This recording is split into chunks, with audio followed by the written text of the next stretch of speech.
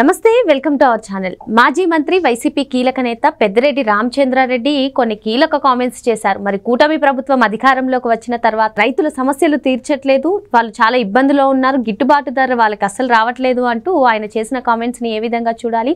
ఒకవేళ నేను సిండికేట్ చేసుంటే నా పైన కేసు ఎందుకు పెట్టలేదు అని ఆయన ప్రశ్నించిన తీరుని ఏ విధంగా చూడాలి తెలుసుకునే ప్రయత్నం చేద్దాం. దీన్ని విశ్లేషించడానికి మనతో పాటుగా ఉన్నారు సీనియర్ జర్నలిస్ట్ డివి శ్రీనివాస్ గారు.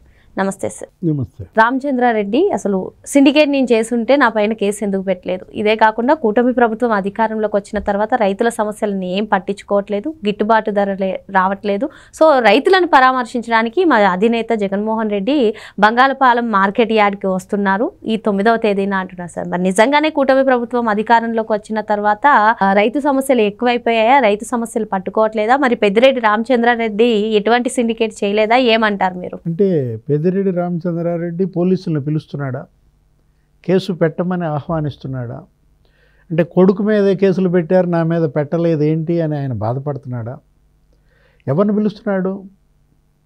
అంటే ముఖ్యమంత్రి చంద్రబాబుని కేసులు పెట్టమని ఆహ్వానిస్తున్నాడా? ఇవాళ ఏంటి తొందరపడతాం ఎందుకు? తొందరపడకు సుందరవాదన ఏదో అంటారు. ఇప్పుడు పెద్దిరెడ్డి రామచంద్రారెడ్డి నేను గనక ఈ పల్ప్ ఇండస్ట్రీస్ని సిండికేట్ చేస్తే అంటున్నాడు, చేయలేదా?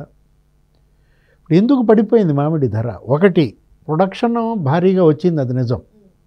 దిగుబడి గత ఏడాది కన్నా విపరీతంగా దిగుబడి వచ్చిన నేపథ్యంలో నీకు ఫ్యాక్టరీలు ధర తగ్గించాయి, రైతులు అల్లాడుతున్న మాట వాస్తవం. ప్రభుత్వ స్పందన ఎలా ఉంది? ప్రభుత్వం పట్టించుకోవట్లేదా? గతంలో జగన్మోహన్ రెడ్డి లాగా వీళ్ళు గాలికి వదిలేశారా? ఇప్పుడు 4 రూపాయలు ఇవాళ ప్రభుత్వం ముందుకు వచ్చింది, మేము సబ్సిడీ కింద 4 రూపాయలు ఇస్తాము మీరు కొనండి అన్నా కూడా మరి ఇండస్ట్రీస్ ఎందుకని సిండికేట్ అయ్యి కొంటలేదు? ఇవాళ ఉక్కు పాదం మోపాల అంటే దొంగ దొంగ దొంగ అంటున్నాడా? మనకు అదే కనపడుతుంది. దొంగే దొంగ దొంగ అన్నట్టుగా ఉన్న నేపథ్యంలో జరుగుద్ది, కేసులు పడతాయి, వాళ్ళ ఇది వదులుస్తారు. మామూలుగా ఏంటంటే ఇది రైతులకు సంబంధించిన అంశం. జగన్మోహన్ రెడ్డి మామిడికి గతంలో 5 ఏళ్ళు మరి ఆయన ఏమైనా ₹1 ఇచ్చి కొనిపించాడా? ఆ 5 ఏళ్లలో మామిడి రైతులకి కష్టాలు రాలేదా? అప్పటి ప్రభుత్వం ఎలా స్పందించింది, ఇప్పటి ప్రభుత్వం ఎలా స్పందించింది, రైతులే సమాధానం చెప్పాలి. ఇప్పుడు జగన్మోహన్ రెడ్డి మొన్న టొబాకో యార్డ్కి వెళ్ళాడు, ఏది మనం చూసాం పొదిలి, అక్కడ బేళ్ళన్నీ తొక్కేశారు, అసలు మొత్తం అక్కడ విధ్వంసం సృష్టించారు. లేకపోతే మిర్చి యార్డ్కి వెళ్ళాడు, గుంటూరు మిర్చి యార్డ్కి వెళ్ళాడు, అసలు తుమ్మినట్టే తుమ్మాడు, పాపం బిడ్డ అల్లాడిపోయినట్టున్నాడు మిర్చి ఘాటుకి. అక్కడ మిర్చి బస్తాలు ఎత్తిపోయారంట. ఇప్పుడు అందరూ కూడా మళ్ళీ మార్కెట్ యార్డ్కి వెళ్తుందంటే ఏం జరుగుతుంది, మాకు అసలే లాస్లో ఉన్నాము, మరి మొత్తానికి ఇదవుతుందా అంటూ కూడా వాళ్ళు ఇప్పుడు ఈ పర్యటనను ఉద్దేశించి మాట్లాడుకుంటున్నారు. అంటే మామిడికాయలు ఎత్తుపోతారా? అంటే ఇప్పుడు ఇక్కడ ఇష్యూ ఏంటంటే, నువ్వు పొగాకు యార్డుకి వెళ్తే ఏం జరిగింది, మిర్చి యార్డుకి వెళ్తే రైతులు ఏమన్నారు? నువ్వే జీవో ఇచ్చావు, మిర్చి 6,000కి కొనమని జీవో ఇచ్చారు, ఆ జీవో చూపించారు రైతులు జగన్మోహన్ రెడ్డికి. ఇవాళ చంద్రబాబు ప్రభుత్వం 12,000 పెట్టి మిర్చి కొంటున్నారు. దేశంలో ఏ రాష్ట్రంలో కూడా మిర్చి రైతులకి 250 కోట్లు ప్రభుత్వం ఇవ్వాల. ఫర్ ద ఫస్ట్ టైం 250 కోట్లు గవర్నమెంటే ఎదురిచ్చి వాళ్ళ మిర్చి కొనిపించిందంటే కేంద్రాన్ని కూడా అడిగింది, సగం మీరు భరించండి అని కూడా కేంద్రాన్ని అభ్యర్థించింది. 12,000 రూపాయలు పెట్టి కొనమని వాళ్ళ కేంద్రం ఆదేశించింది. ఇప్పుడు మామిడి కూడా అదే, ప్రభుత్వం ముందుకు వచ్చి 4 రూపాయలు సబ్సిడీ మేము ఇస్తున్నాం కొనమని ఇండస్ట్రీస్ని ఆదేశిస్తే వాళ్ళని కొనటానికి వీల్లేదని నువ్వు అక్కడ పెద్ద ఒక రౌడీ మామూలులాగా. ఇప్పుడు అతను ఏమంటాడు, ఇండస్ట్రీల్లో 90% తెలుగుదేశం వాళ్ళయ్యా అని చెప్తున్నాడు. అసలు పార్టీకి దీనికి సంబంధం ఏంటి? ఫ్యాక్టరీలు రాజకీయం చేస్తున్నాయా? రాజకీయ నాయకులు ఫ్యాక్టరీలు పెడుతున్నారా, ఇండస్ట్రీస్ పెడుతున్నారా? ఇక్కడ పల్ప్ ఇండస్ట్రియస్టులు కూడా వాళ్ళు కూడా తెలుసుకోవాలి, ఏది రైతు కష్టాన్ని మీరు దోపిడీ మార్గంగా మలుచుకోకూడదు, సింపతి ఉండాలి రైతుల పట్ల. ఇది సానుభూతిగా వ్యవహరించాల్సినటువంటి ఇండస్ట్రియలిస్టులు అందులో ఆదాయం పొందాలనుకోవటం అది తప్పు. ఏది రైతుల రక్తంతో మీరు వ్యాపారాలు చేయకండి. ఇక్కడ ఇష్యూ ఏంటి, మామిడి జనరల్గా ఆంధ్రప్రదేశ్లో ఎంతమ్మా సాగు? మామిడి నీకు 3.5 లక్షల హెక్టార్లో సాగు. నీకు దిగుబడి నీకు ప్రయాణం ఎంత వస్తుంది? ఒక 40 లక్షల టన్నులు, 50 లక్షల టన్నులు వస్తుంది. విపరీతంగా వచ్చి పడింది ఈసారి. దిగుబడి ఎక్కువ రావటం, నీకు ఫలితంగా రేటు పడిపోవడం. ఇది మొదటి నుంచి ఈ సైకిల్. దీన్ని అడ్రస్ చేయాలి.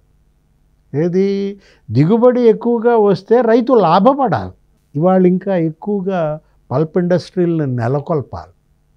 మనం చూసాం, నారా లోకేష్ ఐటీ సినర్జీ సర్వ్కి వెళ్ళాడు. అక్కడ ఒక 2500 మంది అన్ని శాఖలు ఐటీ దిగ్గజాలతో వీళ్ళందరితో కలిశాడు. అక్కడ ఇంద్రా నూయితో కూడా అతను సమావేశమయ్యాడు.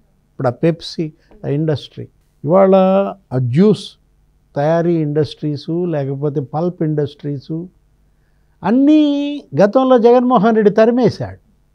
వాటాల కోసం బెదిరించారని, భయపెట్టారని, తుపాకులు చూపించారని. ఇవాళ ఇండస్ట్రీ లిస్టులో ఆంధ్రప్రదేశ్ అంటే ఒక భూతం. అక్కడ జగన్మోహన్ రెడ్డి అనే ఒక భూతం ఉంది, దాన్ని భూస్థాపితం చేయండి. ఇవన్నీ మనం చూసాం, విన్నాం. ఇప్పుడు ఆ భూతం వెళ్తుందా మళ్ళా? జగన్మోహన్ రెడ్డి వస్తున్నాడు అంటే భయపడుతున్నారు. సార్, ఇది గడప గడపకు ఈ క్యూఆర్ కోడ్ స్కాన్ చేసి చంద్రబాబు నాయుడు గారు ఏవైతే హామీలు ఇచ్చారో వాటిని కూడా అందరికీ ప్రజల్లోకి తీసుకెళ్ళండి అంటే వైసీపీ శ్రేణులే అసలు వాళ్ళు సగానికి పైగా అన్నీ చేశారు. మేము ఏం ప్రశ్నించాలి, ప్రజలే మమ్మల్ని తిరిగి ప్రశ్నిస్తున్నారు, మేము రామ్ బాబోయ్ అంటున్నారంట సార్. ఇప్పుడు మరి మార్కెట్ యార్డ్కి వెళ్ళినా సరే వైసీపీ శ్రేణులు వస్తారంటారా? మీరు చెప్పినట్టుగా పొదిలి ఇవన్నీ కూడా చూసాం, వీటికి కూడా రానంటారా? ఏమంటారంటారు? ఆ సినిమా ఫ్లాప్ అయినట్టుంది. మీరు చెప్పిన సినిమా ఏది రీకాలింగ్ బాబూస్ మేనిఫెస్టో బాక్సులు వెనక్కి వచ్చినట్టున్నాయి. అతను ఏంటి ఏదో అసలు బిగ్ స్క్రీన్స్ మీద నా 35 నిమిషాల ప్రసంగం వేయండి ఏదో పిలిపించాడు. తొలి దశ అన్నాడు, రెండో దశ అన్నాడు, 4 దశలు అన్నాడు.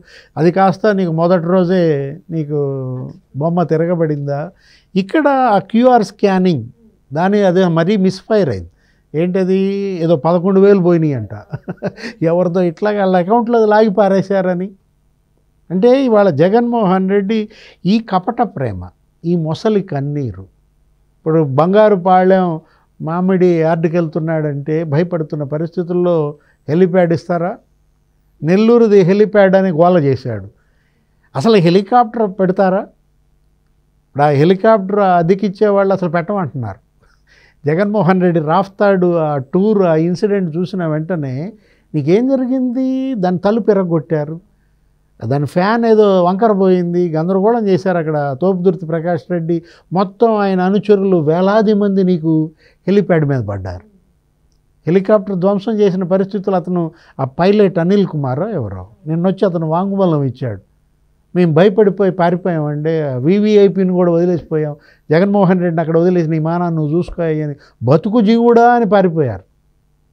అందుకే ఇప్పుడు నెల్లూరులో అసలు హెలిప్యాడ్ ఇవ్వకుండా ప్రభుత్వం ఉంటుందమ్మా? కాకాని గోవర్ధన్ రెడ్డి దగ్గరికి వెళ్ళటం నీకు ఇష్టం లేదని, అతనేదో మరి పాత వ్యవహారాలు ఏమి బ్లాక్మెయిల్ చేస్తున్నాడో ఏదో మరి ఆ డీల్ అది మనకు తెలియదు. అది ఆ టూర్ ఎగ్గొట్టడానికి హెలిప్యాడ్ ఇవ్వలేదని ఒక నాటకం ఆడటం. నువ్వు మాజీ ముఖ్యమంత్రిగా అంటే కోటంరెడ్డి శ్రీధర్ రెడ్డి నీ హెలికాప్టర్ నెల్లూరులో దిగటానికి ఇల్లేదన్నాడా? అంత బలవంతుడైపోయాడా? జగన్ హెలికాప్టర్ నెల్లూరులో దిగడానికి ఇల్లేదు అని శాసించే అంత బలవంతుడా కోటంరెడ్డి శ్రీధర్ రెడ్డి? ఇప్పుడు ఇక్కడికి ఎలా వెళ్తున్నాడు? ఇప్పుడు ఆ మామిడిపాళెం ఏంటది రోడ్డు మార్గంగా వెళ్తాడా? రోడ్డు మార్గంలో వెళ్ళొచ్చుగా నెల్లూరు. కాకాని పరామర్శకి ఎందుకు వెళ్ళలేదు? అంటే రెంటపాళ్ళ 3 చచ్చిపోయారని మరి అక్కడ 30 మంది చచ్చిపోతారనా? జగన్ వస్తున్నాడంటే జనం గుండెలు గుబేలు. ఏది ఇవాళ ఒక భయం. ఇప్పుడు ఇతను నిజంగా మామిడి రైతులకి ఇతను మేలు చేయాలంటే ఒక లేఖ రాయి, కేంద్రానికో లేఖ రాయి, ముఖ్యమంత్రికో లేఖ రాయి. ఇది వదిలేసి బల ప్రదర్శన లేకపోతే భయ ప్రదర్శన, అందరికీ మెసేజ్లు పెట్టడం, అందరినీ రోడ్ల మీదకి రమ్మనడం, ఒక సినిమా చేయడం, ఏంటి ఇదంతా? ఒక షో మాస్టర్గా జగన్మోహన్ రెడ్డి ఇవాళ జరుగుద్దా ఆ షో? మ్యాంగో షో ఏది ఆ చిత్తూరు పర్యటన, లేకపోతే అది కూడా నెల్లూరులాగా క్యాన్సిల్ అంటాడా? జగన్ వస్తున్నాడంటే జనం భయపడుతున్నారని, మరి ఈ పర్యటన కూడా జరుగుతుందో, మరి హెలిప్యాడో లేదంటే వేరే కారణం చెప్పి ఆపేస్తారో వేచి చూడాలి. మరి థ్యాంక్ యూ సార్. నమస్తే.